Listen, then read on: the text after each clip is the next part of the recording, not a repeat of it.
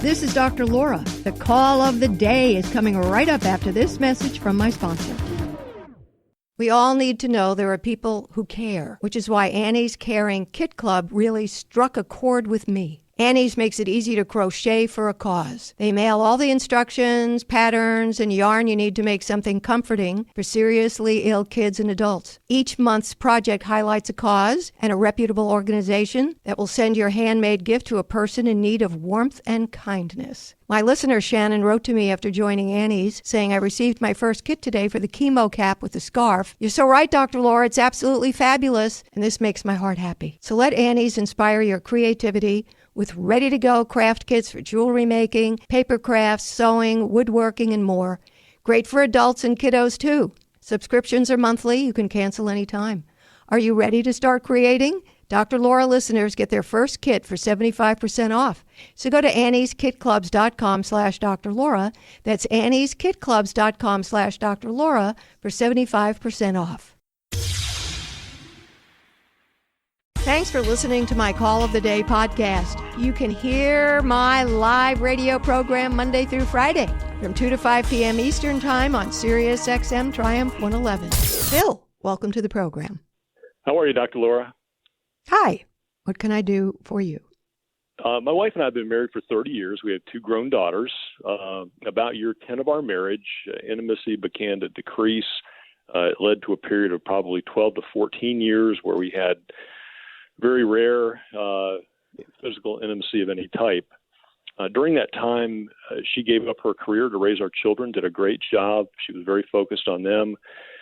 She facilitated my career and allowed me to do the things I needed to do.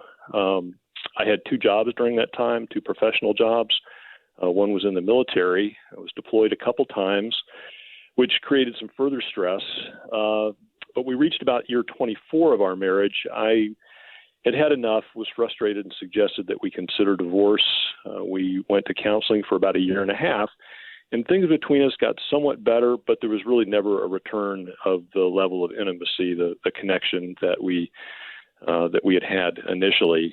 And so now, why did you cancel the divorce? That's a good question. I think Shh. Don't say I think we. Because I asked you a personal question. Why didn't you? Not we. You. I want to know why you didn't follow through. I did not. I no longer pursued the divorce because the relationship between us was good enough. It was again friendly. It was cordial. There was occasional intimacy at that point. And it just didn't seem catastrophic enough to drop a bomb on my family and my relationship and cause difficulty for my kids and upset parents and that thing. Got it. Okay. So at about year 30 of the marriage, where we are now, we're starting to look forward. I'm a couple of years from retirement. I spent many years fantasizing about being on my own, about long periods of solitude and exploration. She has a very different view for what our retired life might be. And it has occurred to both of us, including me, that the difficulties that we had early on may have caused problems for us that are going to prevent us from feeling the kind of closeness that we would need to make compromises and to go forward after retirement together.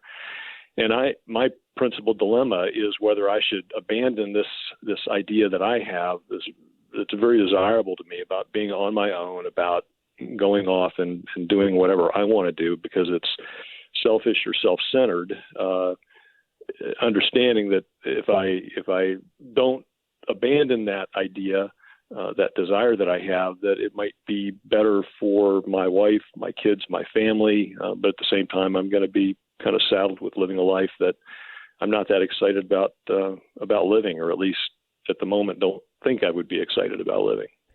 Number one, your children are adults. They're not coming down every morning for breakfast seeing mom and dad not talking to each other. They're adults with their own lives. So we don't have to do the upset my adult kids card. You have a right to decide between now and dead how you want to live your life, because then you're going to be dead. You're talking to me as though you're going to live forever.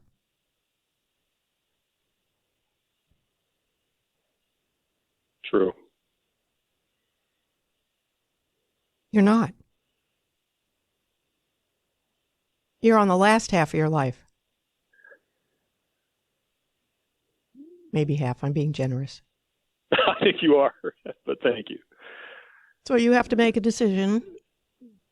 Is this how I want to live for the rest of my life? Yes, there will be upsetness. Yes, there will be disappointment.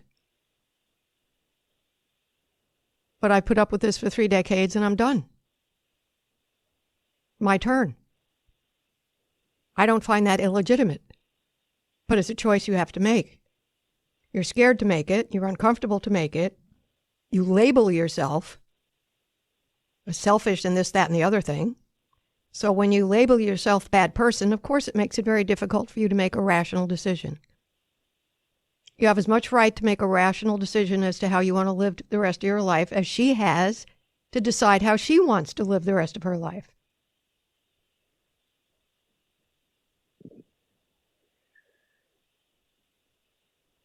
I see.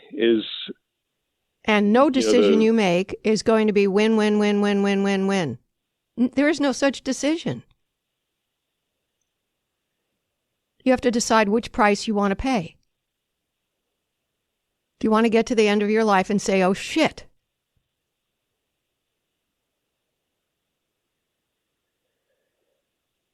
That's personal decision. I see.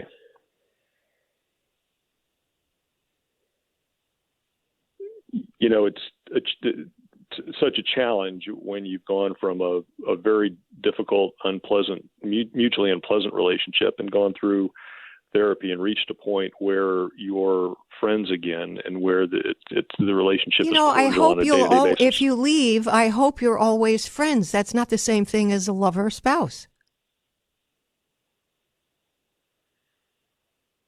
If friend is enough,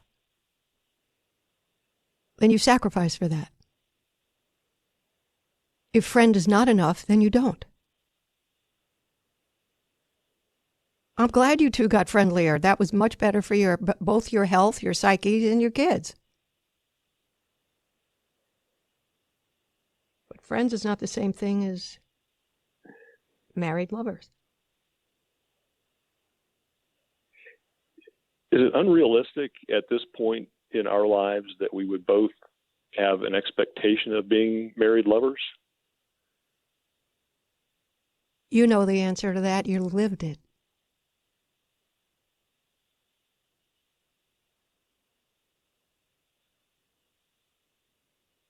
True.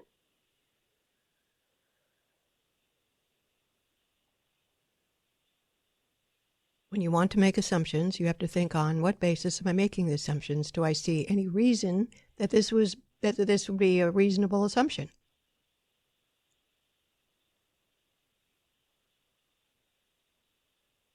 And the assumption would be that we could be married lovers.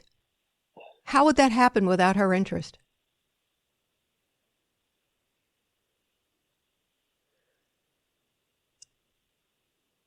Well, that's a good point. I don't know. I think she does. Yeah, no. The answer is it can't ever happen unless both people are invested. You know the answer to that. You're playing games with your head because making a big change like this is quite scary to you. So instead you go into fantasies where I'm going to take these 6-month trips, and so I'll sort of be divorced while I'm still married. This is the fantasy game you're playing with your head. This way I'll have my cake and eat it too. I'll stay married, but I'll be on my own. Find some women, have some sex, have some fun, have a life. And then I'll come home to my friend. That's the game you're revving up to play. That's not going to work. You actually have to make a decision, whatever that is. Be sure to check out my website at drlaura.com. It's mobile friendly, has a clean-cut design, easy to navigate. And you can sort my calls of the day, YouTube videos, emails of the day, and blogs by topic with just one click. It's all at drlaura.com.